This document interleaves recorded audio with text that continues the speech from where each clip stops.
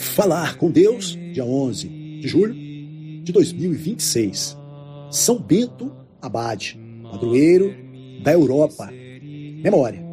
Raízes cristãs da Europa. Vejamos. São Bento nasceu em Núrcia, Itália, por volta do ano 480. Depois de ter recebido uma formação esmerada em Roma, começou a praticar a vida eremita em Subiaco, onde reuniu-se alguns discípulos. Mais tarde, mudou-se para Cassino, onde fundou o célebre mosteiro de Monte Cassino. Escreveu a regra da vida monástica, cuja difusão lhe valeu o título de pai dos monges do Ocidente, que teve e continua a ter grande influência em muitos estatutos da vida religiosa. Morreu em Monte Cassino, no dia 21 de março de 547, mas desde o fim do século VIII, a sua festa começou a ser celebrada em muitos lugares. Paulo VI, pela Carta Apostólica Passis Notius, de 1964, proclamou São Bento padroeiro da Europa, dada a sua extraordinária influência que ele exerceu pessoalmente e através dos seus monges no estabelecimento das raízes cristãs no velho continente. São João Paulo II, pela Carta Apostólica Egregia Virtutis, 1980, proclamou os santos Cirilo e Metódio como padroeiros da Europa.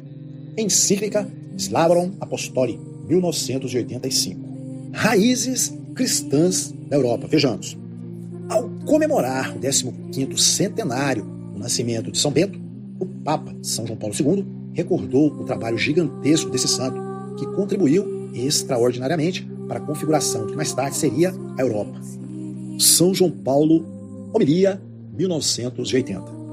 Era um tempo em que corria um grande perigo, não só a igreja, mas também a sociedade civil e a cultura, com obras insígnes e com a sua santidade. São Bento testemunhou a perene juventude da igreja. Além disso, ele e os seus seguidores arrancaram da barbárie e levaram a vida civilizada e cristã aos povos bárbaros e conduziu-os à virtude, ao trabalho e ao pacífico exercício das letras. Uniram-nos na caridade como se fossem irmãos.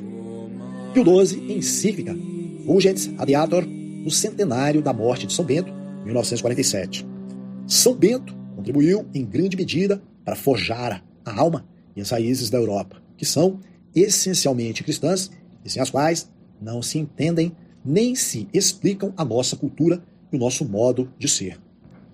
L. Soares, Raízes Cristianas da Europa, 1986, página 16 e seguintes.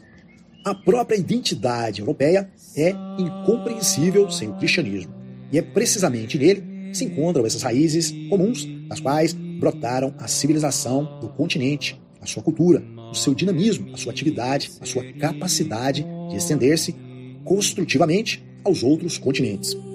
São João Paulo II, discurso em Santiago de Compostela, 1982. Hoje assistimos, infelizmente, a um empenho decidido e sistemático por eliminar o aspecto mais essencial dos costumes ocidentais, o seu profundo sentido cristão. Por um lado, a orientação quase exclusiva para o consumo dos bens materiais tira a vida humana do seu sentido mais profundo. Por outro, em muitos casos, o trabalho vem se tornando praticamente uma coação alienante para o homem, submetido ao coletivismo e separado do coração e da oração quase a qualquer preço, incluindo-se a dimensão ultraterrena da vida humana. São João Paulo II, homilia em Núrcia, 1980. É como se povos inteiros se encaminhassem para uma nova barbárie, pior que a dos tempos passados. O materialismo prático impõe hoje ao homem o seu domínio de diversas maneiras e com uma agressividade que não exclui ninguém. Os princípios mais sagrados, que foram guia seguro do comportamento dos indivíduos e da sociedade, vêm sendo deslocados por falsos argumentos a propósito da liberdade, da sacralidade da vida, da indissolubilidade do matrimônio, do autêntico sentido da sexualidade humana, da atitude correta pelos bens materiais que o progresso trouxe consigo. São João Paulo II, homilia no Phoenix Park, Dublin, 1979. Não parece exagerado pensar que, se não se lançar mão do remédio oportuno, as ideias que se vêm cristalizando em muitos lugares farão surgir uma nova sociedade pagã, por influência do laicismo, que prescinde de toda relação com Deus. Não são poucas as legislações em que os direitos e deveres do cidadão se estabelecem sem nenhuma referência a uma lei moral objetiva. Tudo isso com uma aparência de bondade que só engana as pessoas de formação sofrível e os que perderam o sentido da dignidade humana. Perante esta situação, São João Paulo II fez sucessivos apelos para uma nova evangelização da Europa e do mundo, na qual todos estamos comprometidos. Vejamos hoje, nesta festa de São Bento, qual é o nosso sentido cristão da vida e do espírito apostólico que devem animar todas as nossas ações.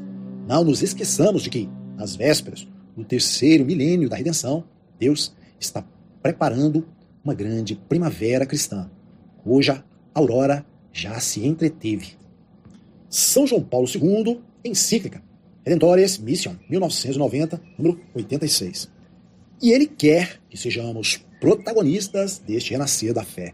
Sentiremos a alegria de dar a conhecer Cristo aos nossos colegas de trabalho, amigos, familiares, entre tantos outros. E o Senhor premiará esse esforço com graças abundantes e uma eficácia contagiosa. A necessidade de uma nova evangelização. Vejamos, perante um panorama que parece adverso, muitos cristãos prefeririam colocar entre parênteses tudo que pudesse entrar em choque, uma opinião mais generalizada. Muitas vezes se auto-intitula moderna ou progressista. E, à força de colocarmos entre parênteses o que nos incomoda, um problema, escreve um pensador dos nossos dias.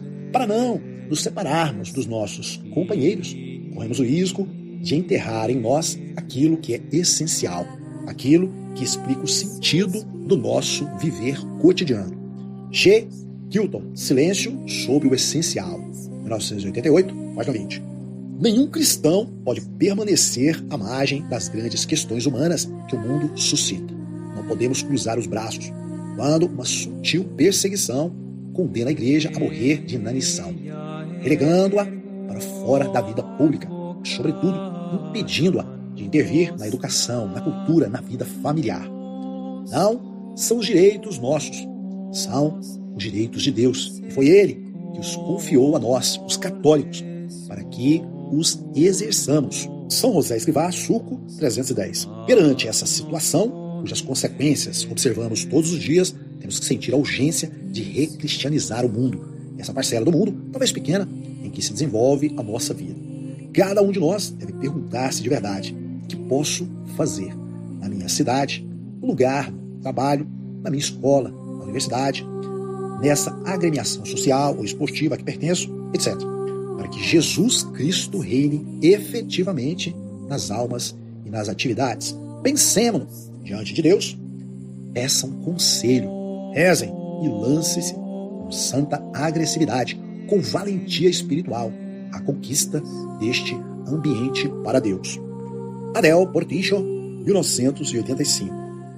A tarefa de recristianização da Europa e do mundo não pode ser encarada como uma missão exclusiva dos que exercem uma influência política ou pública considerável. Pelo contrário, é tarefa de todos nós católicos.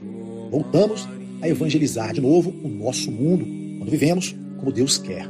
Quando os pais e as mães, começando pela sua conduta, pelo modo de conviver com os vizinhos e com as pessoas que os ajudam no serviço doméstico, educam seus filhos no desprendimento das coisas pessoais, no sentido do dever, da austeridade de vida, do espírito de sacrifício em prol dos mais idosos e dos mais necessitados. Cooperam na recristianização do mundo os pregadores e catequistas que recordam sem cansaço e sem reducionismo oportunistas toda a mensagem de Cristo. Os colégios que, tendo uma conduta, os objetivos para os quais foram fundados, formam realmente os seus alunos no espírito cristão. Os profissionais que, embora isso lhes acarrete prejuízos econômicos, se negam a práticas imorais, comissões injustas, aproveitamento desleal de informações e influências, intervenções médicas que contradizem a lei de Deus, mensagens públicas que ajudam a sustentar emissoras ou publicações claramente anticristãs.